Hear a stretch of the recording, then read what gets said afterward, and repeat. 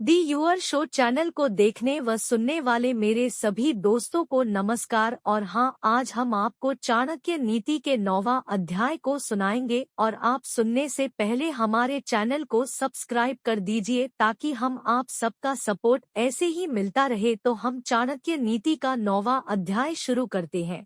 अथ नवमोध्याय। 9वां अध्याय। जो ब्राह्मण धन की प्राप्ति के विचार से वेदों का अध्ययन करते हैं और जो क्षुद्र अर्थात नीच मनुष्यों का अन्न खाते हैं, वे विषहीन सांप के समान कुछ भी करने में असफल होते हैं। मुक्तिमिच्छसि चेत्तात विषयान विश्वत त्यज, क्षमार्जवन दया शौचन सत्यम पीयूषवत भज। यदि तू मुक्ति चाहता है तो बुरे व्यसनों और बुरी आदतों को विष के समान समझकर उनका त्याग कर दे तथा क्षमा, सरलता, दया, पवित्रता और सत्य को अमृत के समान ग्रहण कर। आचार्य चाणक्य ने मुक्ति चाहने वालों को सलाह दी है कि विषयों को वे विष के समान छोड़ दे, क्योंकि जिस तरह विष जीवन को समाप्त कर देता है, उसी तरह विषय भी प्राणी को भोग के रूप में नष्ट करते रहते हैं।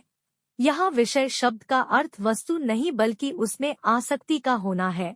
इस प्रकार आचार्य की दृष्टि में विषयासक्ति ही मृत्यु है। लोग जिस अमृत की तलाश स्वर्ग में करते हैं, उसे आचार्य ने इन 5 गुणों में बताया है। इस श्लोक का उल्लेख अष्टावक्र गीता में भी इसी रूप में जनक-अष्टावक्र संवाद के रूप में हुआ है। यहाँ चेत अर्थात यदि शब्द अत्यंत महत्वपूर्ण है।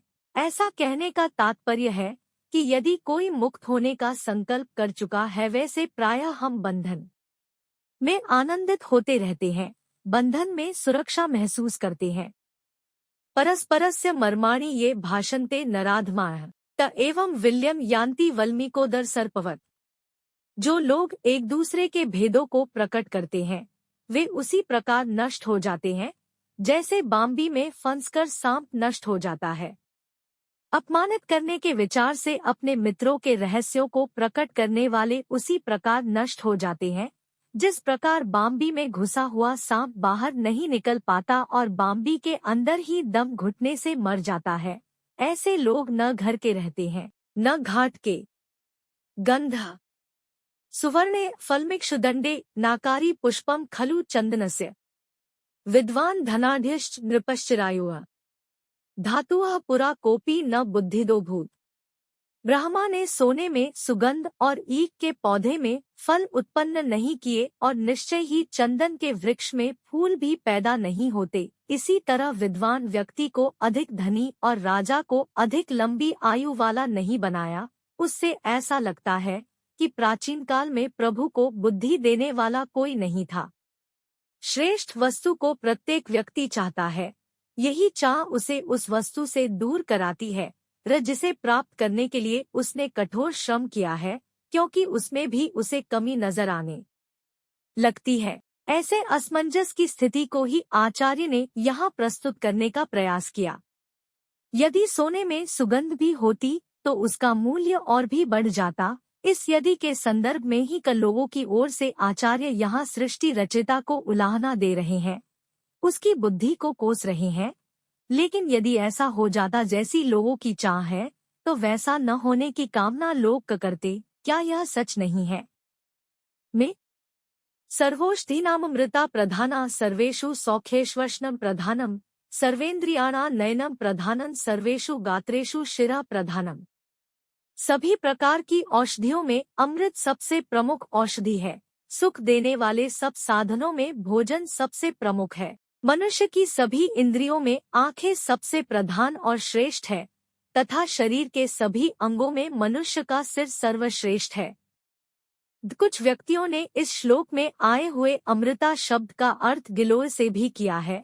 गिलोय का उपयोग अनेक रोगों के लिए किया जाता है, परंतु मूल अर्थ अमृत ही उचित है, क्योंकि अमृत भी एक प्रकार की औषधि है और अमृत से सभी को जीवन प्राप्त होता है। मनुष्य के पास धन आदि सभी सुख के साधन है, परंतु जब तक वह भोजन नहीं करता तब तक उसे पूर्ण सुख प्राप्त नहीं होता। इसलिए भोजन को सब सुखों में प्रधान माना गया है।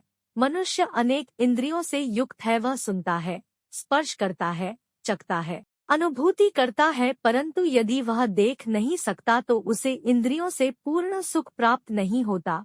इसलिए आँखा को सब इंद्रियों में प्रधान बताया गया है। इसी प्रकार शरीर के सभी अंगों में मनुष्य का सिर प्रधान है, उसी को सभी अंगों में श्रेष्ठ माना गया है। मस्तिष्क का महत्व सर्वविदित है।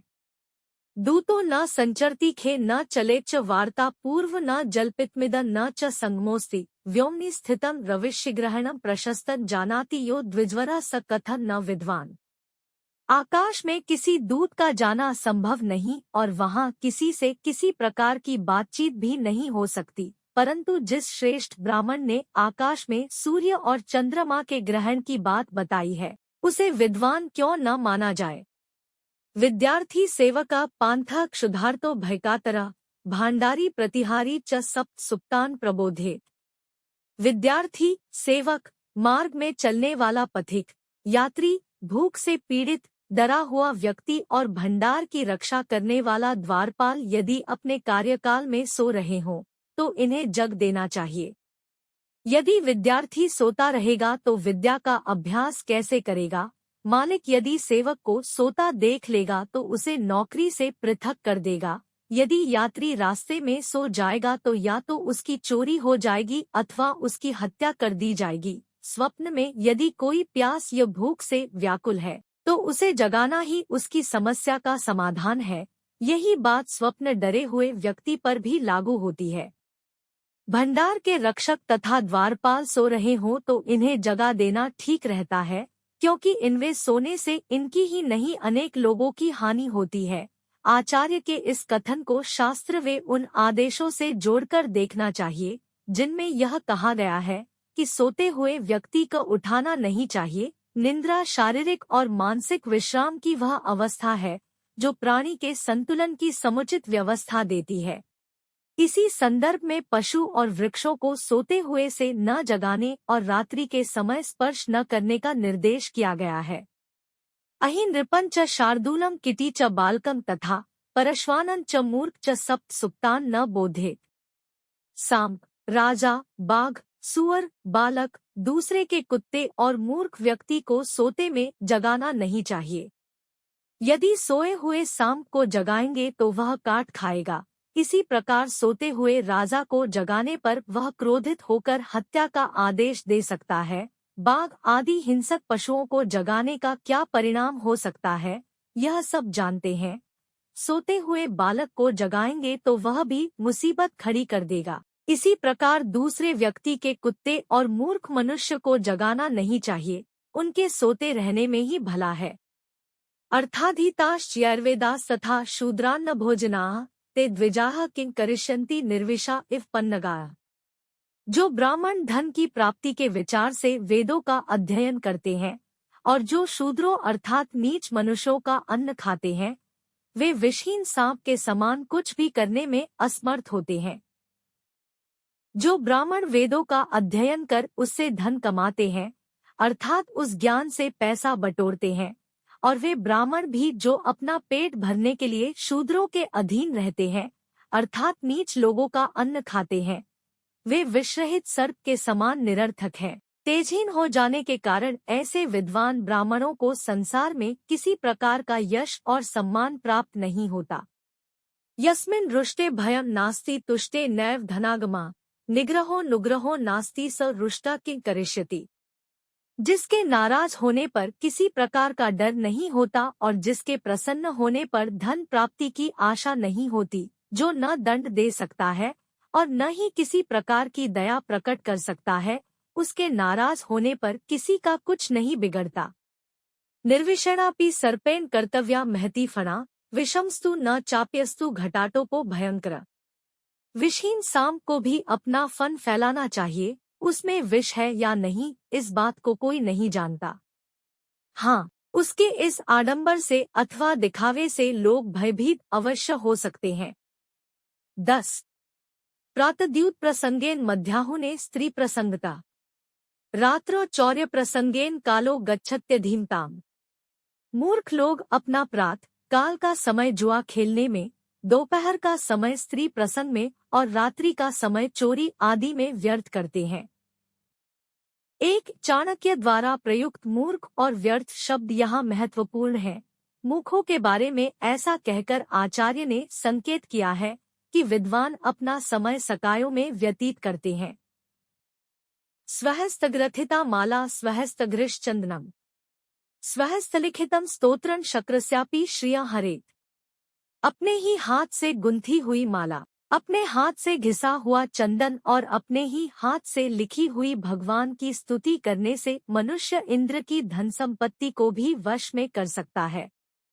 12 चाणक्य का भाव यह है कि धनवान व्यक्ति को भगवान की स्तुति करने के लिए किए जाने वाले उपायों को स्वयं अपने हाथ से करना चाहिए, दूसरों से करवाने से कोई लाभ नहीं होता।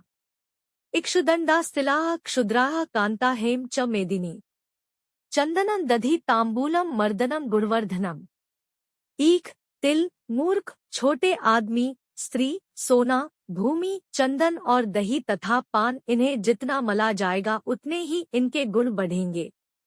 13 ईख और तिल आदि को जितना अधिक दबाएंगे उतना ही अधिक तेल और रस निकलेगा। सोने को भी जितना तपाया अथवा शुद्ध किया जाएगा उसमें चमक और निखार आएगा। भूमि में जितना अधिक हल चलाया जाएगा उतना ही अधिक उससे अन्न की उत्पत्ति होगी। इसी प्रकार चंदन और दही आदि को जितना रगड़ेंगे और मथेंगे उतना ही उनके गुण में वृद्धि होती है। इसी प्रकार मूर्ख के मस्तिष्क पर भी जब जोर पड़ेगा तभी वह कुछ गुणों को ग्रहण कर सकेगा। यह बात उन जातियों और राष्ट्रों पर भी लागू होती है जो प्रमाद में डूबी हुई है तथा निकम्मी हो गई है। जिन्होंने संघर्ष किया वो उन्नत और विकसित है। दरिद्रता धीरतया विराजते, कुवस्त्रता शुभ्रत्या विराजते, कदन्नता चोष्णत्या विराजते, कुरूपता शीलतया विराजते। दरिद्र अवस्था में यदि व्यक्ति धैर्य नहीं छोड़ता तो निर्धनता कष्ट नहीं देती। साधारण वस्त्र को यदि साफ रखा जाए तो वह भी अच्छा लगता है। यदि सामान्य भोजन जिसे पुष्टिकारक न माना जाए भी ताज़ा और गर्म खाया जाए तो अच्छा लगता है। इसी प्रकार सुशीलता आदि गुणों के होने पर कुरूपता बुरी नहीं लगती। आचार्य के अनुसार व्यक्ति में यदि गुण है तो उसके दोषों की ओर कोई ध्यान नहीं देता। वस्त्र भले ही सस्ता हो लेकिन स्वच्छ होना चाहिए। भोजन भले ही साधारण हो किंतु उचित ढंग से उसे यदि पकाया और परोसा जाए तो वह भी रुचिकर लगता है। अर्थ यह है कि व्यक्ति में गुणों की प्रधानता होनी चाहिए, दिखावे की नहीं। अध्याय का सार। चाणक्य ने मनुष्य को जीवन का लक्ष्य बताते हुए कहा है कि जो व्यक्ति संसार से मुक्त होना चाहते हैं उन्हें विषयवासनाओं का त्याग विष के समान कर देना चाहिए, अर्थात बेहिचक। जो नीच मनुष्य दूसरों के प्रति घृणा के कारण कठोर बात बोलते हैं वे नष्ट हो जाते हैं, कोई भी उनका सम्मान नहीं करता। चाणक्य संसार की विचित्र धारणा को व्यक्त करते हुए बताते हैं कि सोने में सुगंध नहीं होती, ईख पर फल नहीं लगता, चंदन के वृक्ष पर फूल नहीं लगते, विद्वान व्यक्ति के पास धन नहीं होता और राजा को प्रायः अधिक आयु नहीं मिलती। ये बातें देखकर ऐसा लगता है कि परमेश्वर ने यह काम करते हुए बुद्धि का सहारा नहीं लिया, अर्थात भूल तो किसी से भी हो सकती है, काश परमात्मा ने ऐसा किया होता। चाणक्य कहते हैं कि अमृत सबसे उत्तम औषधि होती है क्योंकि इससे मृत्यु रोग से मुक्ति मिल जाती है। सबसे बड़ा सुख भोजन की प्राप्ति है। ज्ञानेंद्रियों में सबसे उत्तम आँख है और शरीर के अंगों में सबसे श्रेष्ठ मनुष्य का सिर है। ब्राह्मण की विद्वत्ता बताते हुए चाणक्य का कथन है कि आकाश में कोई गया नहीं, सूर्य चंद्रमा तक कोई पहुंचा नहीं, परंतु जिस विद्वान ब्राह्मण ने उनकी गति, उनके ग्रहण से संबंधित ज्ञान दिया है और भविष्यवाणी की है उसे विद्वान मानने में संकोच नहीं करना चाहिए। अर्थात पृथ्वी पर बैठे बैठे जिसने इन आकाशीय घटनाओं का पूरी तरह से सही आकलन कर लिया वह अवश्य सराहना के योग्य है।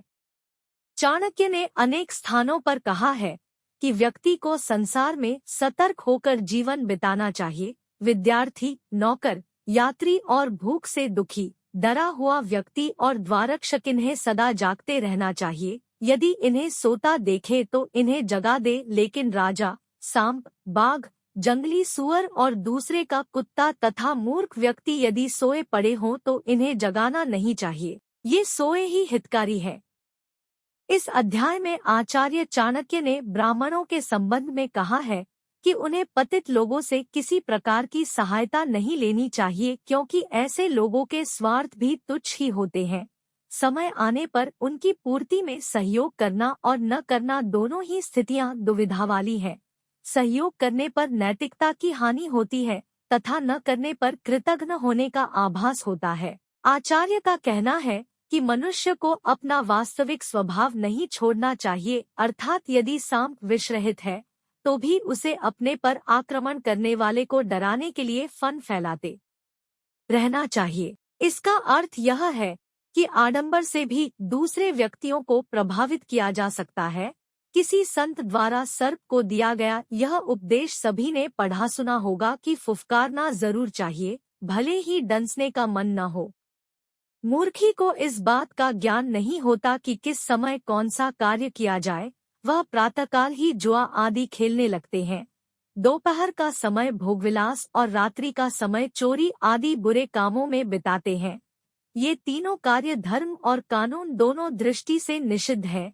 इनसे धन और सम्मान की हानि होती है, सबसे बढ़कर इनसे आत्मा का पतन होता है। चाणक्य का कहना है कि प्रभु की उपासना व्यक्ति को स्वयं करनी चाहिए। जिस प्रकार भूख प्यास तभी शांत होती है जब आप स्वयं भोजन खाते और पानी पीते हैं, उसी प्रकार आपके द्वारा किए गए शुभ कर्म ईश्वर उपासना आदि तभी पूरी तरह से फल देता है जब आप उसे स्वयं करें।